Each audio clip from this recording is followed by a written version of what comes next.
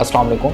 गुज़िश्ता 2 सालों में real estate के अंदर क्या पेशरफ्त हुई और आने वाला साल जो 2023 है वो रियल एस्टेट के लिए कैसा साबित होगा, इसकी डिटेल जानने के लिए मेरी वीडियो को एंड तक देखिए। अस्सलाम वालेकुम। टाइटेनियम ब्रोकर प्लेटफॉर्म से मैं हूं अंसर मलिक। आज की इस वीडियो में मैं आपसे डिस्कस करूंगा कि आने वाला साल जो है वो 2023 वो रियल एस्टेट सेक्टर के लिए कैसा साबित होगा। स्पेशली जो इस टाइम पे जो भी मार्केट की सिचुएशन है, उसके बाद लोग जो हैं वो काफ़ी परेशान हैं। तो मैं आपसे थोड़ा सा अपना एक पर्सनल जो है वो आपसे ओपिनियन शेयर करूंगा। बाकी हर एक की अपनी एक राय होती है। तो बहरहाल बात करें, अगर हम पहले थोड़ा सा अगर हम पीछे देखें कि 2021 और 2022 कैसा रहा रियल एस्टेट का सेक्टर, तो इसमें अगर बात की जाए स्पेशली 2020 के एंड में और जो स्पेशली रियल एस्टेट का सेक्टर के अंदर जो 2021 का साल रहा है, मेरा नहीं ख्याल कि ये कहना गलत साबित होगा कि आपका पिछले 5 से 10 साल में जितनी ज़्यादा इन्वेस्टमेंट, जितना ज़्यादा पैसा 2021 के अंदर रियल एस्टेट सेक्टर में आया है, कहीं इससे पहले कहीं पे भी आया होगा। इसकी वजह क्या थी? एक तो एमनेस्टी स्कीम थी आपके पास, और काफ़ी जो आपके जो डेवलपमेंट चार्जेस थे, जहाँ पे जो टैक्सेस वगैरह थे, उस पर काफ़ी जो है ना वो कमी की गई थी, जिसकी वजह से यहाँ पे लोगों ने बेतहाशा इन्वेस्टमेंट की और उन्होंने उसके ऊपर फ़ायदा भी हासिल किया। तो 2021 तो लोगों के लिए बहुत अच्छा साबित हुआ, और जिन्होंने वहाँ पे जिसने इन्वेस्टमेंट की, उस टाइम के एक अच्छा टाइम था, लोग आए, उन्होंने इन्वेस्टमेंट की और इन्वेस्टमेंट के अगेंस्ट एक अच्छा रिटर्न हासिल किया और वापस चले गए। अब 2022 की बात करें, 2022 अगर देखा जाए कंपैरेटिवली 2021 के, तो रियल एस्टेट की मार्केट काफ़ी ज़्यादा डाउन रही है।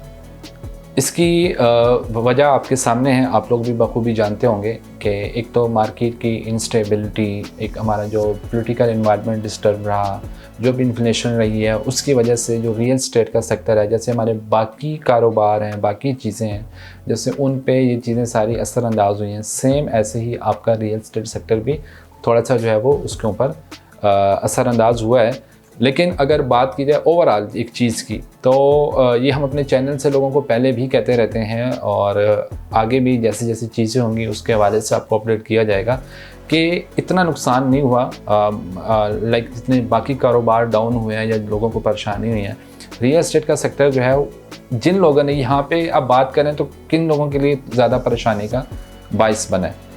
हम हमेशा अपने क्लाइंट को, या मैं अगर ज़ाती तौर पे अपनी बात करूं तो मेरे पास अगर कोई भी क्लाइंट आते हैं तो मैं हमेशा उनसे उनका बजट या पर्पज़ पूछता हूं। उसका मेरा मेन मकसद ही यही होता है कि आपको आपकी जो आपका एक सर्कल चल रहा है या आपका जो पैसा है उसको सर्कुलेट कैसे करना है, वो बहुत ज़्यादा चीज़ मैटर करती है। आपकी इन्वेस्टमेंट स्टक हो जाना, अब यहाँ पे लोग काफ़ी लोगों की अमाउंट स्टक्स भी होंगी रियल एस्टेट के अंदर। जैसे हर चीज़ एक जैसी नहीं होती, कुछ को फ़ायदा हुआ है तो कहीं पे कुछ लोग नुकसान में भी होंगे, किसी के अमाउंट स्टक होगी, किसी के अमाउंट जो है वो सर्कुलेट हो रही होगी। अब यहाँ पे डिपेंड करता है आपकी चीज़ों के ऊपर कि आप जब रियल एस्टेट सेक्टर में आ रहे होते हैं तो आपका माइंडसेट क्या होता है, आप कितनी चीज़ें डिस्कस करते हैं। देखें, आप जब तक अपनी चीज़ें, आपका जो पर्पज़ है या जो भी आपका एक चीज़ें आपके सराउंडिंग में चल रही हैं, आप वो डिस्कस नहीं करते तो उसके बाद स्टेप लेना जो है वो ज़्यादा थोड़ा सा मुश्किल होता है और वो रिस्क फैक्टर वहाँ पे आ जाता है। हमारे काफ़ी ज़्यादा क्लाइंट हैं जो शॉर्ट टाइम इन्वेस्टमेंट को जो है ना वो बहुत ज़्यादा प्रेफर करते हैं। जो देखें, सीधी सी बात है, जो इन्वेस्टर है जिन्होंने यहाँ पे करोड़ों की इन्वेस्टमेंट करनी होती है, उनके लिए तो ये बात जो है वो अच्छी भी लगती है और वो हमेशा इससे फ़ायदा भी उठाते हैं। कोई भी इन्वेस्टर नहीं होगा जिसने यहाँ पे करोड़ 2 करोड़ रुपया लगाया हो और उसको अपनी इन्वेस्टमेंट के अगेंस्ट कोई प्रॉफिट ना हुआ हो, या वो लॉस में चला गया हो, या उसकी कोई पेमेंट स्टक हो गई। यहाँ पे हमेशा उन लोगों को प्रॉब्लम फेस करनी पड़ती हैं जो लोगों को देखा देखी में या अपना कोई पर्सनल उनकी जो भी राय होती है, हालांकि वो डिस्कस नहीं करते कि क्या उनकी चीज़ें हैं क्या नहीं है। वो कोई छोटी सी अमाउंट होगी, लाख 2 लाख, अब मुझे समझ नहीं आती कि आपका 1 लाख या 1.5 लाख या 2 लाख लगाने से आप 5 से 6 महीनों में कैसे उसके ऊपर जो है ना वो 2-2, 3-3, 5-5 लाख की जो प्रॉफिट होता है वो आप उस पर एक्सपेक्ट कर सकते हैं। जब यहाँ पे चीज़ें आपकी एक्सपेक्टेशन के हिसाब से नहीं होती तो फिर लोग क्लेम करते हैं या लोग जो है वो इसको कंप्लेन करते हैं कि जी हमारी इन्वेस्टमेंट सही नहीं हुई, ये नहीं हुआ, वो नहीं हुआ, दिस एंड डैट है।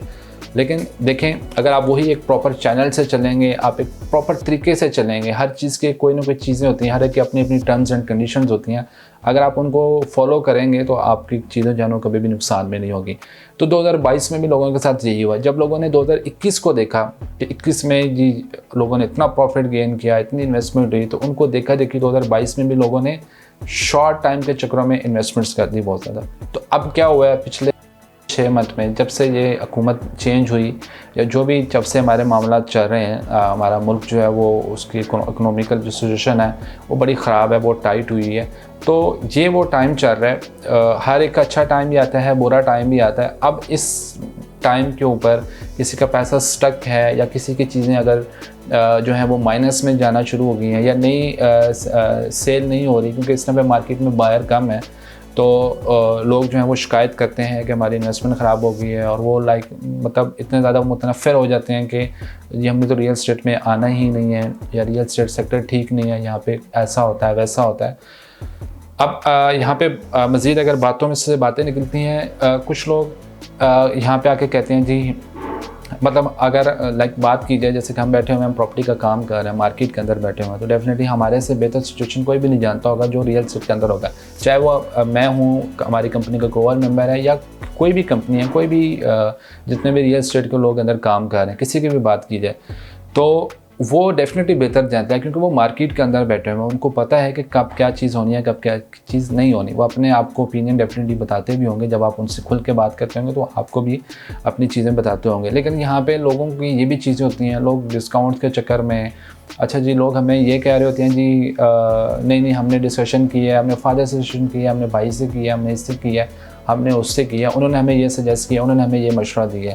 हम कुछ और कह रहे होते हैं, वो आप लोग कुछ और कह रहे होंगे, या आप लोगों को कोई और मशवरे दिए जा रहे होते हैं। आप जब उन पे अमल करके आते हैं तो फिर आपको डेफिनेटली वहाँ पे आगे एक नुकसान होता है।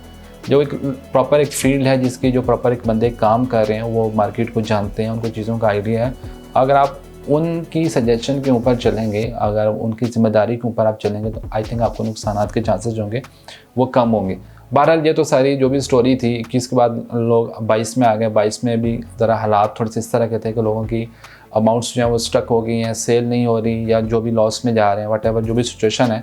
लेकिन स्टिल आप अभी परेशान ना हो। रियल एस्टेट सेक्टर जो है यहाँ पे मतलब चांसेस जो कह रहे हैं आप, आपके बहुत ही मिनिमम चांसेस होते हैं कि आपकी कुछ चीज़ें लॉस में हो। हाँ, आप तब लॉस में होंगे जब आप जल्दी करेंगे, जब आप पेशेंस नहीं शो करेंगे, आप अफरा तफरी के आलम में होंगे हर टाइम, तो फिर डेफिनेटली वहाँ पे हर एक चीज़ में जो है वो नुकसान हो जाता है। तो स्टिल जिन्होंने यहाँ पे इन्वेस्टमेंट की हुई है, जो कुछ भी किया हुआ है, वो वेट करें। अभी कुछ दिसंबर के अंदर मार्केट सिचुएशन ज़रा से चेंज हुई है, और मज़ीद आने वाले टाइम में आहिस्ता आहिस्ता चीज़ें बेहतर होती हैं।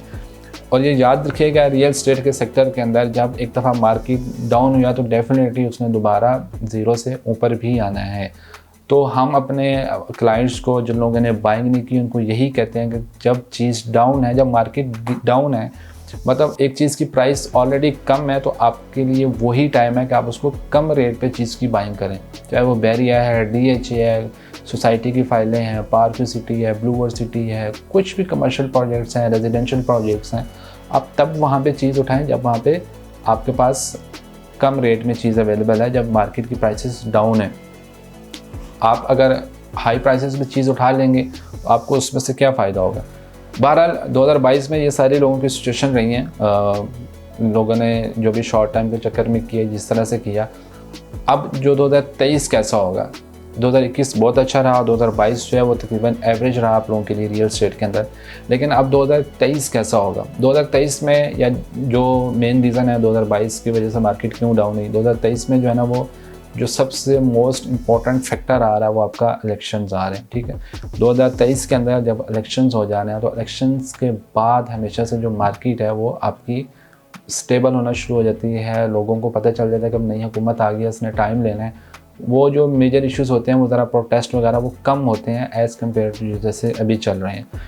तो वैसे भी इतनी ज़्यादा जब एक चीज़ कम हुई है, रियल एस्टेट का 5 से 6 महीने या 8 महीने का टाइम होता है, को मैक्सिमम अगर वो डाउन चली जाए तो तो आई थिंक अब इसका पीक लेवल जा चुका हुआ है। अब चीज़ें जो हैं वो रूटीन से हट के हो रही हैं, चीज़ें जो हैं अब आपकी बेहतरी की तरफ जाना स्टार्ट हो गई हैं। तो हमें जो हमारी पर्सनल एक ओपिनियन है, जो मार्केट के अंदर बैठे हुए हैं, हमें उम्मीद है बल्कि इंशाल्लाह मार्केट जो है वो 2023 के अंदर आने वाले 5 से 6 मंथ के बाद, स्पेशली इलेक्शंस के बाद, महीने 2-3 महीने के बाद जो टाइम होगा प्रॉपर्टी का वो बहुत अच्छा जाएगा।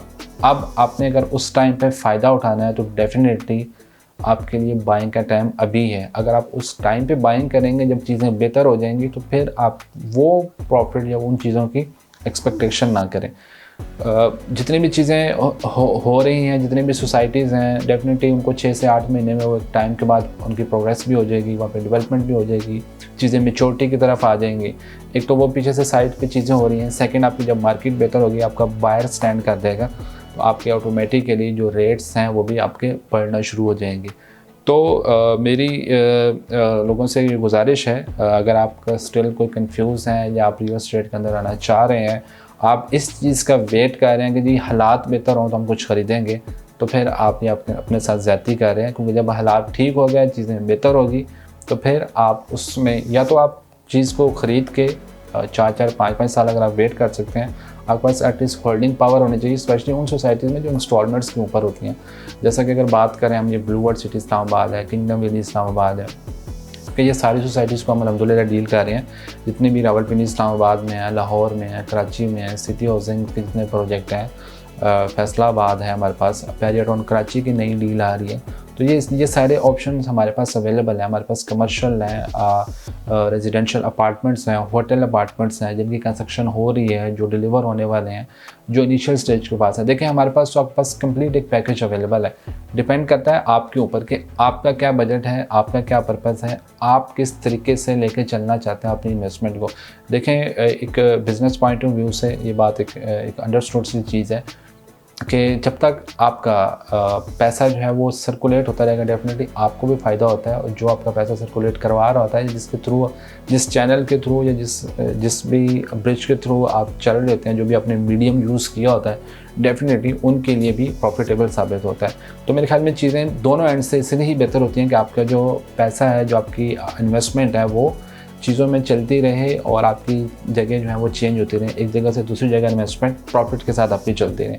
अब इन चीज़ों पे चलने के लिए आपको एक प्रॉपर जो है ना वो टर्म्स एंड कंडीशन को फॉलो करना पड़ेगा, आपको एक प्रॉपर चैनल के थ्रू चलना पड़ेगा ताकि आपकी इन्वेस्टमेंट जो है सिक्योर रहे और इसके अलावा वो स्टक भी ना हो। तो स्टिल एट द एंड अगर जिन लोगों को कोई प्रॉब्लम्स हैं या जो लोग अभी फेस कर रहे हैं, काफ़ी हमें, क्योंकि हमारा जितने भी हमारे कोई 90% हैं जो सेल्स के अंदर काम कर रहे हैं, तो डिफरेंट क्लाइंट्स हैं हमारे पास, डिफरेंट चैनल से हमारे पास आ रहे हैं। उन मोस्टली जो लोगों की ज़्यादा इस टाइम पे जो गुफ्तगू है या जो चीज़ ज़ेरे बहस है वो यही है कि मार्केट में बायर नहीं है, सेलर ज़्यादा है लेकिन इस टाइम पे बायर नहीं है। तो ये चीज़ उल्टी होनी चाहिए थी। जब आपकी रेट्स डाउन है तो आपका सेलर कम होना चाहिए था, यहाँ पे बायर को ज़्यादा आना चाहिए, क्योंकि ये ख़रीदने का टाइम है, ये बेचने का टाइम नहीं है।